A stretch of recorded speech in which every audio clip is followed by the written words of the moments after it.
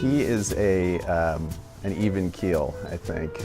Very stable, very reliable. He's one of the most high integrity people that I've ever met, and I think he values his word and a handshake above anything else. I think the best way to describe Bill is the way he described himself to me when we first met. He said he was a gray suit with a paisley lining. You ask him a question, he will give you an incredibly thoughtful and intricate and many times long, but thoughtful answer. What I got from Bill was an incredible lesson in business ethics, because he's the most ethical person I've ever encountered in my life. I find it amazing that he's always so, just so consistent and so mellow and just such a nice guy across the board. I think Bill's so special that he can twist and turn a subject in 100 different directions in order to get the right answer. And he always has the right answer.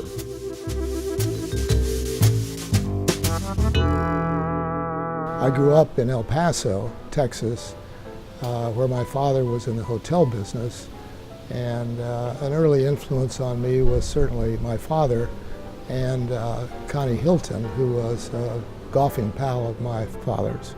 Eventually, I read Connie's book called Be My Guest, which is a great book on how to create real estate value by combining good properties with great management. Another important influence as I was growing up was being in military school from the 5th grade through the 9th grade here in Los Angeles. And out of that experience, you learn discipline and leadership. He was made the student manager of the ASSU, which is the Associated Students of Stanford University, all student activities, and he had responsibility for the funds that underwrote all student activities. So clearly at this point, he already had a very mature business sense and a sense of responsibility. One of the most memorable experiences I had during that time was serving on the committee that planned the new student union, the new Tressiter Union. Out of that experience and interrelating with the architect and making some suggestions, which he graciously accepted into the plan, sort of set a tone for my later work, office building and the interrelationships between people and organizations.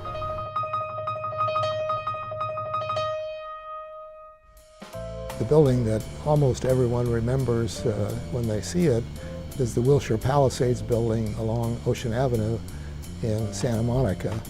It's an 11-story building terraced back from the street so that it's quite distinctive. Lawrence Welk, famous musician and band leader, who was the owner of the property, asked us to help him develop it and pilot it through the various approval processes that would be necessary. Out of that grew a wonderful relationship with Lawrence and his family. I later became a director of his family company and was able to learn a lot about the music business, which interested me as well. Another project that people remember is the Howard Hughes Center along the 405 freeway near the Los Angeles airport. We were asked to come up with plans to develop that property and eventually to build the first major building on the site.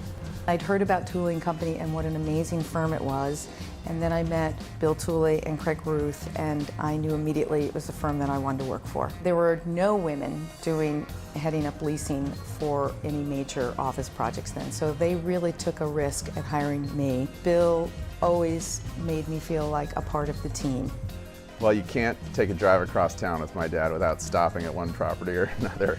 And as a kid, it didn't make sense to me. We just sort of spent a lot of time cruising parking lots while he would make notes about a maintenance issue here or contact the manager about something. They were providing leasing, management, and development services for the Irvine Company. And he listens, he responds non-judgmentally. I can remember in situations where someone or even myself would bring up something and be a little frustrated with it or negative, and his thoughtfulness would always see the side of, well, how can we turn that into what we want it to be? Bill had a notion about what the tenants in a building would want. why a tenant would be excited to be in a building. Most of the buildings we were doing were speculative office buildings. That meant that we had to appeal to the marketplace.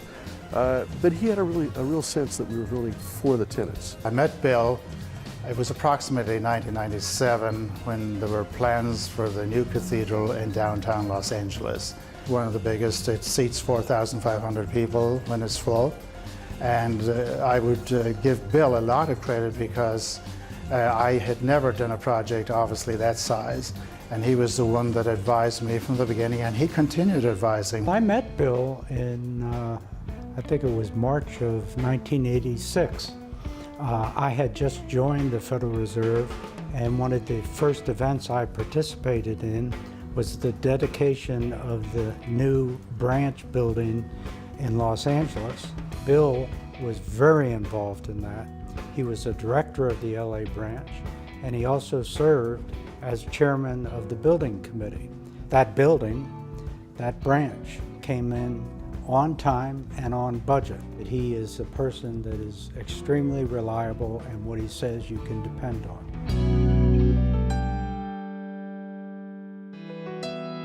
Bill is on the board and a big supporter of the San Francisco Traditional Jazz Foundation. One of the other members of that board now, and an object of our affection for a very long time, is a man named Jim Cullum, who has run for a very long time, 40 years, maybe more, out of San Antonio, something called the Jim Cullum Band. Bill Tooley has been a fervent supporter of Cullum, a fervent supporter of the San Francisco Traditional Jazz Foundation, and now quite a supporter of jazz at Stanford. So jazz gets me jazzed. I loved it. Love the music, love the dancing, love the history of it. Bill said, let's go listen to some jazz. And so we did that, and we were in this little club, and I was looking at the group performing, and Bill was behind me, and they were getting more and more into their jazz, and all of a sudden I hear behind me, "Yeah, man, go!" And that was the same Bill Tooley that in all other times is calm and mellow.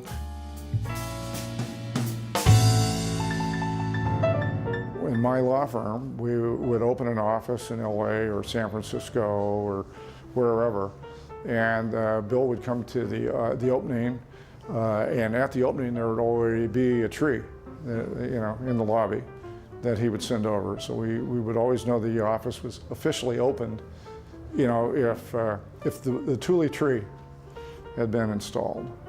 One of Bill's passions is deep sea fishing, and he had an amazing boat called the Billfish that we had a lot of very fun tooling company parties on. One in particular that I remember was saying goodbye and walking down the gangplank, waving goodbye to everybody, and next thing I knew I wasn't looking, I stepped right into the water.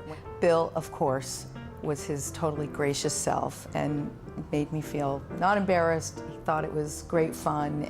He had a son who wanted to learn to drive a motorcycle, have a motorcycle. And Bill learned to drive a motorcycle, and then he and his son went cross country together. That's Bill.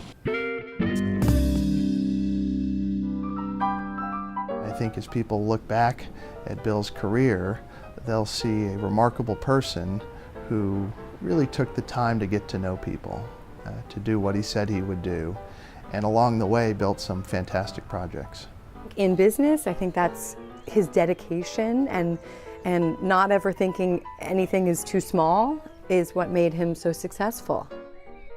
I think he would like to be remembered as a successful person who was successful in several ways, successful in business and successful in his family life, because I think he sees all of that as a whole. I think Bill has given his grandchildren the opportunity to see a good role model, someone who is caring and loving and considerate. Well, I think I'd like to be remembered as a man who built good buildings and built a good organization. And along the way did something that benefited the community